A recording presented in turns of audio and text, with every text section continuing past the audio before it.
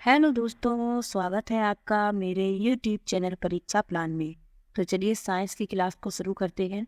Class 6 और class 7 की book complete हो चुकी है। क्लास 8 की बुक का दूसरा लेसन पढ़ेंगे।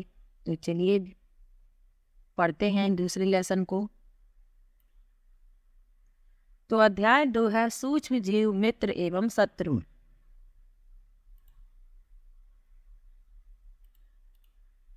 लिखा है, आपने अपने आसपास के स्थानों पर पौधों एवं जंतुओं सहित अनेक सजीव देखे हैं, परंतु कुछ जीव ऐसे भी हैं जिन्हें हम बिना यंत्र की सहायता से केवल आँखों से नहीं देख सकते। इन्हें सूक्ष्म जीव कहते हैं। उदाहरण के लिए आपने देखा होगा कि वर्षा ऋतु में नम ब्रेड रोटी सड़ने लगती है तथा इसकी सतह सफ़ेद काले धब्बों से ढक जाती है। इन धब्बों को आवर्धक लेंस की सहायता से देखिए, आपको काले रंग की गोल सूक्ष्म संरचनाएं दिखाई देंगी। क्या आप जानते हैं कि यह संरचनाएं क्या हैं? यह कहाँ से आई हैं? लिखा है सूक्ष्म जीव। तो क्रियाकलाप लिखे हैं, इनको पहले पढ़ लेते हैं। बगीचे अथवा मैदान से एक बीकर में थोड़ी सी गीली मिट्टी लीजिए तथा इसमें जल डालिए। मिट्टी के कण बैठ जाने के पश्चात जल की एक बूंद स्लाइड पर लेकर सूक्ष्मदर्शी की सहायता से इसका प्रेक्षण कीजिए। दूसरा लिखा है, एक तालाब पोखर से जल की कुछ बूंदें लीजिए, कांच की स्लाइड पर फैलाकर सूक्ष्मदर्शी की सहायता से इसका प्रेक्षण कीजिए। क्या आपको सूक्ष्म जीव गति करते हुए दिखाई दे रहे हैं? इन प्रेक्षणों से पता चलता है कि मिट्टी एवं पानी में अनेक छोटे छोटे जीव उपस्थित रहते हैं। सूक्ष्म जीव इतने छोटे होते हैं कि उन्हें बिना यंत्र की सहायता से नहीं देखा जा सकता। इनमें से कुछ जैसे कि ब्रेड पर उगने वाले कवक को आवर्धक लेंस की सहायता से देखा जा सकता है, जबकि अन्य बिना सूक्ष्मदर्शी की सहायता से दिखाई नहीं देते। यही कारण है कि इन्हें सूक्ष्म जीव कहते हैं। सूक्ष्म जीवों को 4 मुख्य वर्गों में बांटा गया है। यह वर्ग है जीवाणु, कवक, प्रोटोजोआ एवं कुछ शैवाल। जीवाणु, शैवाल, प्रोटोजोआ एवं कवक के कुछ सामान्य सूक्ष्म जीव चित्र में दर्शाए गए हैं। तो सूक्ष्म जीव को 4 वर्गों में बांटा गया है, जीवाणु, कवक, प्रोटोजोआ और शैवाल। तो इसको याद रखना है। अब लिखा है विषाणु यानी वायरस। विषाणु भी सूक्ष्म होते हैं, परंतु वे अन्य सूक्ष्म जीवों से भिन्न हैं। वे केवल परपोषी में ही गुणन करते हैं, अर्थात जीवाणु पौधे अथवा जंतु कोशिका में गुणन करते हैं। विषाणु चित्र में दर्शाए गए हैं। कुछ सामान्य रोग जैसे कि जुकाम, इन्फ्लुएंजा एवं अधिकतर खांसी विषाणु द्वारा होती है। कुछ विशेष रोग जैसे कि पोलियो एवं खसरा भी विषाणु द्वारा होते हैं। अतिसार एवं मलेरिया प्रोटोजोआ द्वारा होते हैं। टाइफाइड एवं क्षय रोग जीवाणु द्वारा होने वाले रोग हैं। इनमें से कुछ सूक्ष्म जीवों के विषय में आप कक्षा 7 एवं 6 एवं 7 में पढ़ चुके हैं। तो इन चित्रों में आप देख सकते हैं, ये जीवाणु है, स्पाइरल जीवाणु है, ये छड़नुमा जीवाणु है।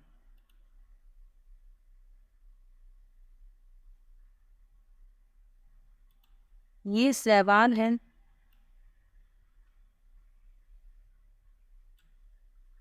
ये है क्लेमाइडोमोनास स्पाइरोगाइरा, ये है। ये अमीबा है। ये प्रोटोजोआ है, इनमें है ये अमीबा और ये पैरामीशियम।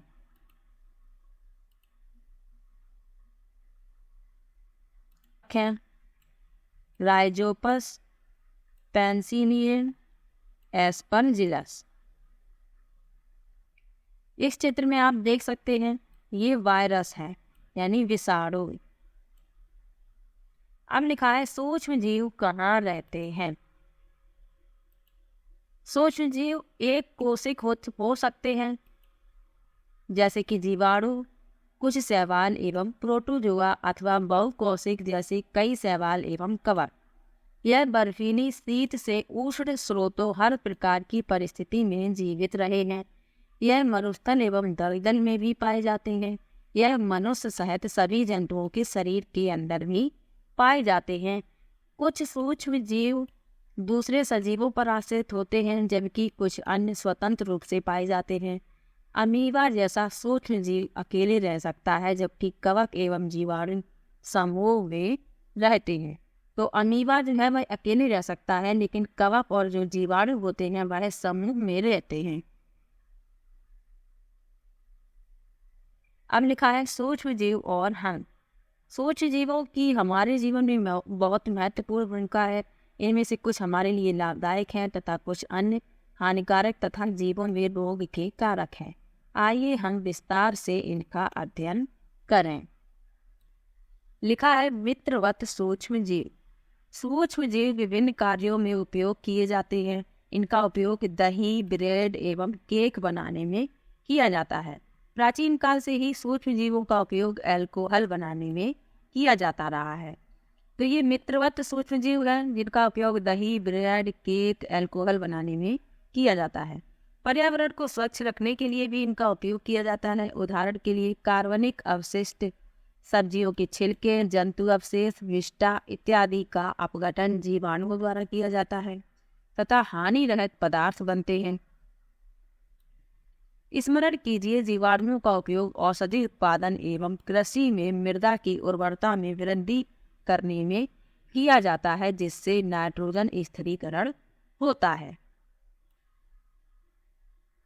दही एवं ब्रेड का बनाना और जीवाणु दूध को दही में परिवर्तित कर देते हैं। ब्रेड के बनाने में जीवाणुओं का उपयोग किया जाता है। लिखा है दही में अनेक सूक्ष्म जीव पाए जाते हैं, जिनमें लैक्टोबैसिलस नामक जीवाणु प्रमुख है। तो याद रखना है कि दही में जो सूक्ष्म जीव पाया जाता है उसका नाम है लैक्टोबैसिलस। जो दूध को दही में परिवर्तित कर देता है वह दूध में जलन कर उसे दही में परिवर्तित कर देते हैं। जीवाणु पनीर, अचार एवं अनेक खाद्य पदार्थों के उत्पादन में सहायक हैं। रवा, इडली एवं भटूरों का एक महत्वपूर्ण संघटक दही है। क्या आप अनुमान लगा सकते हैं कि ऐसा क्यों है? जीवाणु एवं ईस्ट चावल के आटे के किण्वन में सहायक होते हैं, जिससे इडली एवं डोसा बनता है। ईस्ट तीव्रता से जनन करके श्वसन के दौरान कार्बन डाइऑक्साइड उत्पादित करते हैं। गैस के बुलबुले खमीर वाले मैदे का आयतन बढ़ा देते हैं। चित्र में आप देख सकते हैं, यहाँ देख लीजिए चित्र में, इसमें थोड़ी मात्रा में ईस्ट पाउडर मिलाकर गूंथ लीजिए। मैदे में ईस्ट पाउडर मिलाकर गूंथना है और आप 2 घंटे बाद क्या देखते हैं कि जो खमीर द्वारा मैदा ऊपर उठी हुई दिखाई देती है, कुछ इस तरह से। तो यही यहाँ पर लिखा हुआ है कि ईस्ट तीव्रता से जनन करके श्वसन के दौरान कार्बन डाइऑक्साइड उत्पादित करते हैं। गैस के बुलबुले खमीर वाले मैदे का आयतन बढ़ा देते हैं। यह बेकिंग उद्योग में ईस्ट के उपयोग का आधार है, जिसमें ब्रेड, पेस्ट्री एवं केक बनाए जाते हैं। अब लिखा है सूक्ष्म जीवों का वाणिज्यिक उपयोग। लिखा है बड़े स्तर पर अल्कोहल, शराब एवं एस्टिक एसिड के उत्पादन में सूक्ष्म जीवों का उपयोग किया जाता है। जौ, गेहूं, चावल एवं फलों के रस में उपस्थित प्राकृतिक शर्करा में ईस्ट द्वारा अल्कोहल एवं शराब का उत्पादन किया जाता है। छोटा सा क्रियाकलाप भी लिखा है। लिखा है 500 ml का एक बीकर लेकर इसमें 3/4 भाग तक जल भरिए। इसमें 2-3 चम्मच चीनी घोलिए। इसमें आधा चम्मच ईस्ट पाउडर डालिए। इसे 4-5 घंटों के लिए उष्ण स्थान पर ढक कर रखिए। अब विलयन को सूंघ कर देखिए। यह गंध अल्कोहल की है, जो चीनी के अल्कोहल में परिवर्तित होने के कारण बना है। चीनी के अल्कोहल में परिवर्तन की यह प्रक्रिया किण्वन अथवा फर्मेंटेशन कहलाती है। यहाँ पर लिखा है कि लुई पाश्चर ने किण्वन की खोज 1857 में की थी। तो प्रश्न पूछा जाता है कि किण्वन की खोज किसने की थी? तो लुई पाश्चर ने की थी। अब लिखा है सूक्ष्म जीवों के औषधि उपयोग। जब कभी आप बीमार पड़ते हैं तो डॉक्टर आपको पेनिसिलिन का इंजेक्शन देते हैं अथवा कोई अन्य प्रतिजैविक की गोली अथवा कैप्सूल देते हैं। इन औषधियों का स्रोत सूक्ष्म जीव हैं। ये बीमारी पैदा करने वाले सूक्ष्म जीवों को नष्ट कर देती हैं अथवा उनकी वृद्धि को रोक देती हैं। इस प्रकार की औषधि को प्रतिजैविक अथवा एंटीबायोटिक कहते हैं। आजकल जीवाणु और कवक से अनेक प्रतिजैविक औषधियों का उत्पादन हो रहा है। स्ट्रेप्टोमाइसिन, टेट्रासाइक्लिन, एरिथ्रोमाइसिन सामान्य रूप से उपयोग की जाने वाली प्रतिजैविक हैं, जिन्हें कवक एवं जीवाणु से उत्पादित किया जाता है। किसी विशिष्ट प्रकार के सूक्ष्म जीव का संवर्धन करके प्रतिजैविक का उत्पादन किया जाता है, जिन्हें अनेक रोगों की चिकित्सा में उपयोग में लाते हैं। इस लेसन से बहुत प्रश्न बनेंगे, तो इनको याद रखिएगा। यहाँ पर लिखा है, सन 1929 में अलेक्जेंडर फ्लेमिंग जीवाणु रोगों से बचाव हेतु एक संवर्धन पर प्रयोग कर रहे थे। अचानक उन्होंने संवर्धन तस्तरी पर हरे रंग की फफूंद के छोटे बीजाणु देखे। उन्होंने पाया कि यह फफूंद जीवाणु की वृद्धि को रोकते हैं। यह तथ्य पाया गया कि बहुत सारे जीवाणु फफूंद द्वारा मारी गई। इस प्रकार फफूंद से पेनिसिलिन बनाई गई। तो ये याद रखना है। अब लिखा है, पशु आहार एवं कुक्कुट आहार में भी प्रतिजैविक मिलाए जाते हैं, जिसका उपयोग पशुओं में सूक्ष्म जीवों का संचरण रोकना है। प्रतिजैविक का उपयोग कुछ पौधों के रोग नियंत्रण के लिए भी किया जाता है। अब लिखा है, वैक्सीन यानी टीका। जब रोग कारक सूक्ष्म जीव हमारे शरीर में प्रवेश करते हैं तो उनसे लड़ने के लिए हमारा शरीर प्रतिरक्षी उत्पन्न करता है। शरीर को यह भी स्मरण रहता है कि वही सूक्ष्म जीव अगर हमारे शरीर में पुनः प्रवेश करता है तो उससे किस प्रकार लड़ा जाए। अतः यदि मृत अथवा निष्क्रिय सूक्ष्म जीवों को स्वस्थ व्यक्ति के शरीर में प्रविष्ट कराया जाए तो शरीर की कोशिकाएं उसी के अनुसार लड़ने के प्रतिरक्षी उत्पन्न करके रोग कारक को नष्ट कर देती हैं। यह प्रतिरक्षी हमारे शरीर में सदा के लिए बनी रहती हैं तथा रोग कारक सूक्ष्म जीव से हमारी सदा के लिए सुरक्षा करती हैं। इस प्रकार टीका कार्य करता है, यानी वैक्सीन। हैजा, क्षय, चेचक तथा हेपेटाइटिस जैसी अनेक बीमारियों को वैक्सीन द्वारा रोका जा सकता है। अब यहाँ पर लिखा हुआ है, एडवर्ड जेनर ने चेचक के लिए 1798 में चेचक के टीके की खोज की थी। तो यह भी प्रश्न पूछा जाता है कि चेचक के टीके की खोज किसने की थी? तो एडवर्ड जेनर ने की थी। अब लिखा है, आपके बचपन में आपको भी अनेक रोगों से रक्षा के लिए टीके दिए गए होंगे। क्या आप इन रोगों की सूची तैयार कर सकते हैं? इसके लिए आप अपने माता पिता की मदद ले सकते हैं। सभी बच्चों को इन रोगों से सुरक्षा की आवश्यकता है। आवश्यक टीके निकट के अस्पताल में उपलब्ध होते हैं। बच्चों को पोलियो से बचाने के लिए आपने टेलीविजन एवं समाचार पत्रों में पोलियो के टीकाकरण के विज्ञापन देखे होंगे। पोलियो ड्रॉप बच्चों को दिया जाने वाला वास्तव में एक टीका यानी वैक्सीन है। चेचक के विरुद्ध विश्वव्यापी अभियान चलाया गया, जिसके परिणाम स्वरूप विश्व के अधिकांश भागों से चेचक का उन्मूलन हो गया। आजकल सूक्ष्म जीवों से टीके का उत्पादन बड़े स्तर पर किया जाता है, जिसमें मनुष्य एवं अनेक जंतुओं को अनेक रोगों से बचाया जाता है। अब लिखा है, मिट्टी की उर्वरता में वृद्धि। लिखा है, कुछ जीवाणु एवं नीले हरे शैवाल वायुमंडलीय नाइट्रोजन का स्थिरीकरण कर सकते हैं। इस प्रकार मृदा में नाइट्रोजन का संवर्धन होता है तथा उसकी उर्वरता में वृद्धि होती है। इन्हें सामान्यतः जैविक नाइट्रोजन स्थिरीकारक कहते हैं।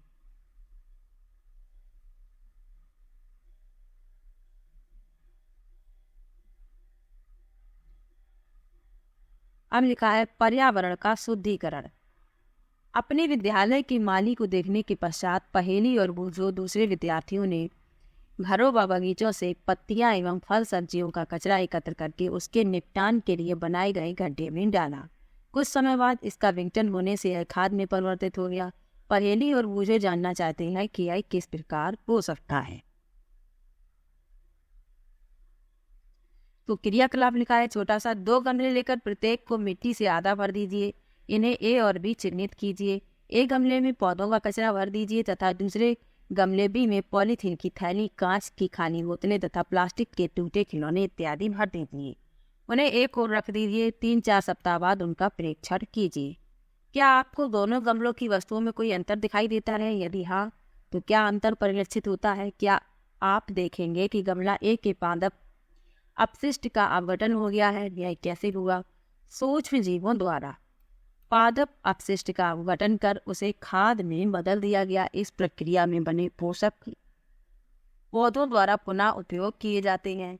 क्या आपने ध्यान दिया कि गमला बी के पॉलीथीन की थैली, कांच की खाली बोतलों एवं खिलौनों के टूटे हुए टुकड़ों में इस प्रकार का परिवर्तन नहीं हुआ? सूक्ष्म जीव उन पर क्रिया करके खाद में परिवर्तित नहीं कर सकते। आप अक्सर बड़ी मात्रा में मृत जीवों को सड़ते हुए पादप व कभी कभी सड़ते हुए जंतुओं के रूप में देखते हैं। आप देखते हैं कि कुछ समय बाद वे विलुप्त हो जाते हैं। इसका मुख्य कारण है कि सूक्ष्म जीव मृत जैविक अपशिष्ट का अपघटन कर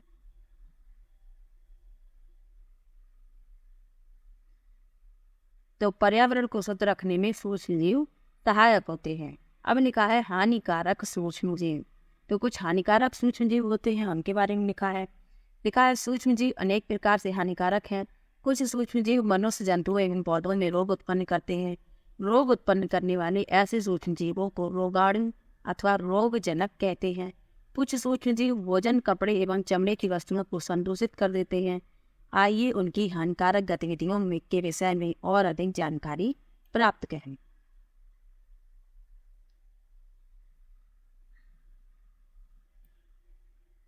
लिखा है मनुष्य में रोगकारक सूक्ष्म जीव।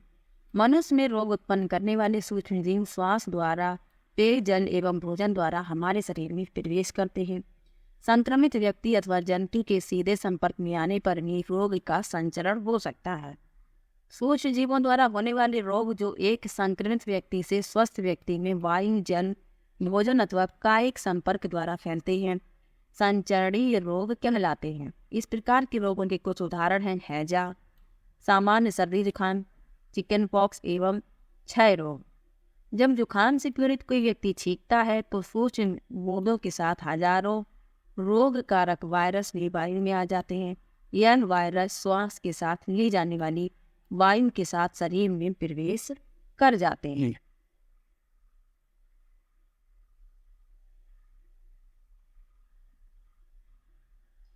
कुछ कीट एवं जंतु ऐसे भी हैं जो रोग कारक सूक्ष्म जीवों के रोग वाहक का कार्य करते हैं।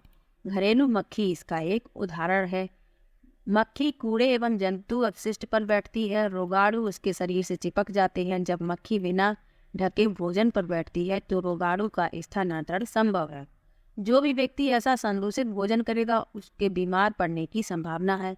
अतः यह सलाह दी जाती है कि भोजन को सदा ही ढक कर रखा जाए। बिना ढके भोजन को खाने से बचना चाहिए। मादा एनाफिलीज मच्छर इसका अन्य उदाहरण है। मच्छर प्लेज्मोनियम का वाहक है।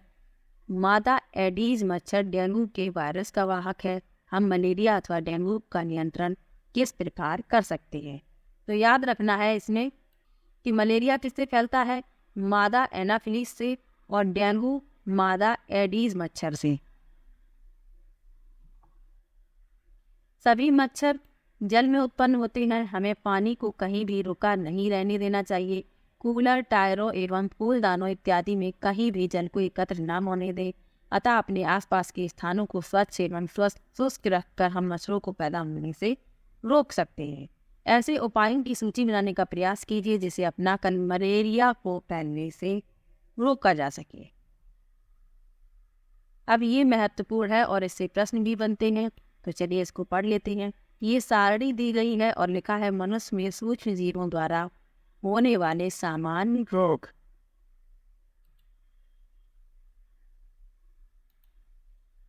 तो लिखा है क्षय रोग, रोग कारक सूक्ष्म जीव हैं जीवाणु। संचरण का तरीका है वायु, और बचाव के उपाय क्या है? रोगी व्यक्ति को पूरी तरह से अन्य व्यक्तियों से अलग रखना, रोगी को व्यक्तिगत वस्तुओं को अलग रखना, उचित समय पर टीकाकरण। खसरा, इसका रोग कारक सूक्ष्म जीव क्या है? वायरस। संचरण का तरीका है वायु, और बचाव के उपाय एक ही है इन चारों के लिए। चिकन पॉक्स ये भी वायरस से फैलता है और वायु या सीधे संपर्क से। पोलियो ये भी वायरस से फैलता है और वायु या जल से। अब लिखा है हैजा, तो हैजा फैलता है जीवाणु से। संचरण इसका होता है जल या भोजन से। टाइफाइड ये भी जीवाणु से फैलता है और संचरण इसका होता है जल से। बचाव के क्या उपाय हैं? व्यक्तिगत स्वच्छता एवं अच्छी आदतों को अपनाना, भली भांति पके भोजन, उबला पेयजल एवं टीकाकरण।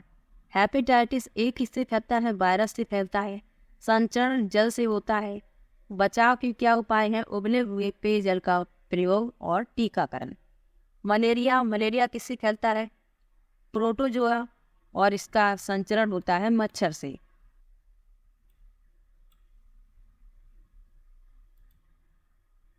बचाव के क्या उपाय हैं? मच्छरदानियों का प्रयोग, मच्छर भगाने वाले रसायन का प्रयोग, कीटनाशक का छिड़काव एवं मच्छर के प्रजनन को रोकने के लिए जल को किसी भी स्थान पर एकत्र न रहने देना। अब लिखा है जंतुओं में रोग कारक जीवाणु। अनेक सूक्ष्मजीव केवल मनुष्य एवं पौधों में ही रोग के कारक नहीं, वरन वे दूसरे जंतुओं में भी रोग उत्पन्न करते हैं। उदाहरण के लिए एंथ्रेक्स मनुष्य एवं मवेशियों में होने वाला भयानक रोग है जो जीवाणु द्वारा होता है। गाय में खुर एवं नींव का रोग वायरस द्वारा होता है। यहाँ पर लिखा हुआ है कि रॉबर्ट कॉच ने सन 1876 में बैसिलस एंथ्रेसिस नामक जीवाणु की खोज की जो एंथ्रेक्स रोग का कारक है, तो ये याद रखना है। अब लिखा है पौधों में रोग उत्पन्न करने वाले सूक्ष्मजीव। अब पौधों में भी सूक्ष्मजीव रोग उत्पन्न करते हैं, तो उनके बारे में लिखा है अनेक सूक्ष्मजीव गेहूं, चावल, आलू, गन्ना, संतरा, सेब इत्यादि पौधों में रोग के कारक हैं। रोग के कारण फसल की उपज में कमी आ जाती है। तालिका में कुछ पादप रोग दर्शाए गए हैं। कुछ रसायनों का प्रयोग करके इन सूक्ष्मजीवों पर नियंत्रण पाया जा सकता है। तो इस तालिका में सूक्ष्मजीवों द्वारा पौधों में होने वाले कुछ सामान्य रोग दर्शाए गए हैं। तो नींबू कैंकर पादप रोग है, सूक्ष्मजीव है जीवाणु और संचरण का तरीका है वायु। गेहूं का रस्ट ये कवक द्वारा होता है और संचरण का तरीका है वायु एवं बीज। भिंडी की पीत इसका सूक्ष्मजीव है वायरस और संचरण का तरीका है कीट। लिखा है खाद्य विषाक्तन, तो खाद्य विषाक्तन के बारे में पढ़ लेते हैं। बूजो के एक मित्र ने उसे एक पार्टी में आमंत्रित किया। वहां उसने अनेक प्रकार के व्यंजन खाए। घर आने पर उसे वमन उल्टी होने लगी। उसे अस्पताल ले जाया गया। डॉक्टर ने बताया कि खाद्य विषाक्तन के कारण होने वाली स्थिति है। सूक्ष्मजीवों द्वारा संदूषित भोजन करने से खाद्य विषाक्तन हो सकता है। हमारे भोजन में उत्पन्न होने वाले सूक्ष्मजीव कभी कभी विषैले पदार्थ उत्पन्न करते हैं। यह भोजन को विषाक्त बना देते हैं, जिसके सेवन से व्यक्ति भयंकर रूप से रोगी हो सकता है अथवा कभी कभी उसकी मृत्यु भी हो सकती है। अतः यह आवश्यक है कि हम भोजन को संदूषित होने से बचाएं। अब लिखा है खाद्य परिरक्षण। अध्याय 1 में हमने खाद्य बीजों की परिरक्षण एवं भंडारण के उपायों के विषय में पढ़ा था। हम पके हुए भोजन का घर पर परिरक्षण किस प्रकार कर सकते हैं? आप जानते हैं कि खुले एवं नम स्थान पर रखी ब्रेड पर कवक आक्रमण कर देते हैं। सूक्ष्मजीव हमारे भोजन को संदूषित कर देते हैं। संदूषित भोजन से दुर्गंध आने लगती है। इसका स्वाद भी खराब हो जाता है तथा रंग रूप में भी परिवर्तन आ सकता है। क्या भोजन का संदूषण एक रासायनिक अभिक्रिया है? पहेली ने कुछ आम खरीदे, परंतु कई दिनों तक वह उन्हें नहीं खा पाई। बाद में उसने देखा कि वे सड़ गए, परंतु वह जानती है कि उसकी दादी द्वारा बनाया गया आम का अचार काफी समय तक संदूषित नहीं होता। वह भ्रमित है। आइए हम खाद्य परिरक्षण के कुछ सामान्य तरीकों का अध्ययन करें, जिनका उपयोग हम अपने घरों में करते हैं। हमें इन्हें सूक्ष्मजीवों से बचाव के उपाय करना चाहिए। अब रासायनिक उपाय लिखे हुए हैं। लिखा है नमक एवं खाद्य तेल का उपयोग सूक्ष्मजीवों की वृद्धि रोकने के लिए सामान्य रूप से किया जाता है। अतः इन्हें परिरक्षक कहते हैं। हम नमक अथवा खाद्य अम्ल का प्रयोग अचार बनाने में करते हैं, जिससे सूक्ष्मजीवों की वृद्धि नहीं होती। सोडियम बेंजोएट तथा सोडियम मेटाबाइसल्फाइड सामान्य परिरक्षक हैं। जैम एवं स्क्वैश बनाने में इन रसायनों का उपयोग उन्हें संदूषित होने से बचाता है। नमक द्वारा परिरक्षण। लिखा है, सामान्य नमक का उपयोग मांस एवं मछली के परिरक्षण के लिए काफी लंबे अरसे से किया जा रहा है। जीवाणु की वृद्धि रोकने के लिए मांस तथा मछली को सूखे नमक से ढक देते हैं। नमक का उपयोग आम, आंवला एवं इमली के परिरक्षण में भी किया जाता है। तो नमक द्वारा परिरक्षण किया जाता है, चीनी द्वारा ही परिरक्षण किया जाता है। तो चलिए पढ़ लेते हैं। जैम, जेली एवं स्क्वैश का परिरक्षण चीनी द्वारा किया जाता है। चीनी के प्रयोग से खाद्य पदार्थ की नमी में कमी आती है, जो संदूषण करने वाले जीवाणुओं की वृद्धि को नियंत्रित करता है। इसके अलावा तेल एवं सिरके द्वारा ही परिरक्षण किया जाता है। लिखा है, तेल एवं सिरके का उपयोग अचार को संदूषण से बचाने में किया जाता है, क्योंकि इसमें जीवाणु जीवित नहीं रह सकते। सब्जियां, फल, मछली तथा मांस का परिरक्षण इस विधि द्वारा करते हैं। अब लिखा है, गर्म एवं ठंडा करके। आपने अपनी माँ को दूध उबालकर रखते हुए देखा होगा। उबालने से अनेक सूक्ष्मजीव नष्ट हो जाते हैं। इसी प्रकार हम अपना भोजन रेफ्रिजरेटर में रखते हैं, क्योंकि कम ताप पर सूक्ष्मजीवों की वृद्धि को रोका जा सकता है। तो ये प्रश्न पूछा जाता है कि भोजन को रेफ्रिजरेटर में क्यों रखा जाता है? क्योंकि कम ताप पर जो सूक्ष्मजीव है उनकी वृद्धि रुक जाती है, इसलिए भोजन को रेफ्रिजरेटर में रखा जाता है। पाश्चरीकृत दूध को बिना उबाले इस्तेमाल किया जा सकता है, क्योंकि यह सूक्ष्मजीवों से मुक्त होता है। इसके लिए दूध को 70 डिग्री सेल्सियस पर 15 से 30 सेकंड के लिए गर्म करते हैं, फिर एकाएक ठंडा कर उसका भंडारण कर लेते हैं। ऐसा करने से सूक्ष्मजीवों की वृद्धि रुक जाती है। इस प्रक्रिया की खोज लुई पाश्चर नामक वैज्ञानिक ने की थी। इसे पाश्चरीकरण कहते हैं। तो प्रश्न पूछा जाता है कि पाश्चरीकरण की खोज किसने की? तो लुई पाश्चर ने की। इसको याद रखिएगा। अब लिखा है, भंडारण एवं पैकिंग। आजकल मेवे तथा सब्जियां भी वायुरोधी सील किए गए पैकेटों से में बेचे जाते हैं, जिससे सूक्ष्म जीवों से सुरक्षा होती है। अब लिखा है, नाइट्रोजन स्थिरीकरण। तो चलिए इसके बारे में भी पढ़ लेते हैं। लिखा है, आपने कक्षा 6 एवं 7 में राइजोबियम जीवाणु के बारे में पढ़ा, जो लेग्यूम पौधों में नाइट्रोजन स्थिरीकरण में सहायक होते हैं। स्मरण कीजिए, राइजोबियम लेग्यूम पौधों की ग्रंथिकाओं में रहते हैं, जैसे सेम और मटन, जो एक सहजीवता है। कभी कभी तड़ित विद्युत द्वारा भी नाइट्रोजन का स्थिरीकरण होता है, परंतु आप जानते हैं कि नाइट्रोजन की मात्रा वायुमंडल में स्थिर रहती है। आपको आश्चर्य होगा, यह कैसे संभव है? आइए इसके बारे में अगले भाग में समझते हैं। यहाँ इस चित्र में आप देख सकते हैं लेग्यूम पौधे की जड़ ग्रंथिकाएं। अब यहाँ पर नाइट्रोजन चक्र के बारे में लिखा है, हमारे वायुमंडल में 78% नाइट्रोजन गैस है। नाइट्रोजन सभी सजीवों का आवश्यक संघटक है, जो प्रोटीन, पर्णहरित, न्यूक्लिक एसिड एवं विटामिन में उपस्थित होता है। पौधे एवं जंतु वायुमंडलीय नाइट्रोजन का उपयोग सीधे नहीं कर सकते। मिट्टी में उपस्थित जीवाणु व नीले हरे शैवाल वायुमंडलीय नाइट्रोजन का स्थिरीकरण करके नाइट्रोजन यौगिकों में परिवर्तित कर देते हैं। यानी जो नीले हरे शैवाल है, वायुमंडलीय नाइट्रोजन का स्थिरीकरण करके नाइट्रोजन यौगिकों में उन्हें बदल देते हैं। जब नाइट्रोजन इस प्रकार उपयोगी यौगिकों में परिवर्तित हो जाती है, पौधे इसका उपयोग मिट्टी में से जड़ तंत्र द्वारा करते हैं। इसके पश्चात अवशोषित नाइट्रोजन का उपयोग प्रोटीन एवं अन्य यौगिकों के संश्लेषण में करते हैं। पौधों पर निर्भर करने वाले जंतु उनसे प्रोटीन एवं अन्य नाइट्रोजनी यौगिक प्राप्त करते हैं। पौधों एवं जंतुओं की मृत्यु के बाद मिट्टी में उपस्थित जीवाणु एवं कवक नाइट्रोजनी अपशिष्ट को नाइट्रोजनी यौगिकों में परिवर्तित कर देते हैं, जो पौधों द्वारा पुनः उपयोग होता है।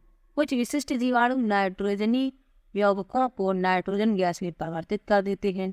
जो वायुमंडल में चली जाती है। परिणामतः वायुमंडल में नाइट्रोजन की मात्रा लगभग स्थिर रहती है। तो ये नाइट्रोजन चक्र के बारे में लिखा है। तो आज का लेसन बहुत ही अच्छा था, इससे बहुत प्रश्न बनते हैं। जितने भी महत्वपूर्ण तथ्य बताए हैं उन सबको याद रखिएगा। तो आज का ये वीडियो यहीं पर समाप्त होता है। वीडियो कैसा लगा कमेंट बॉक्स में ज़रूर बताइएगा। वीडियो को लाइक, चैनल को सब्सक्राइब करना मत भूलिएगा। मिलते हैं एक और नई वीडियो के साथ, तब तक के लिए बाय बाय।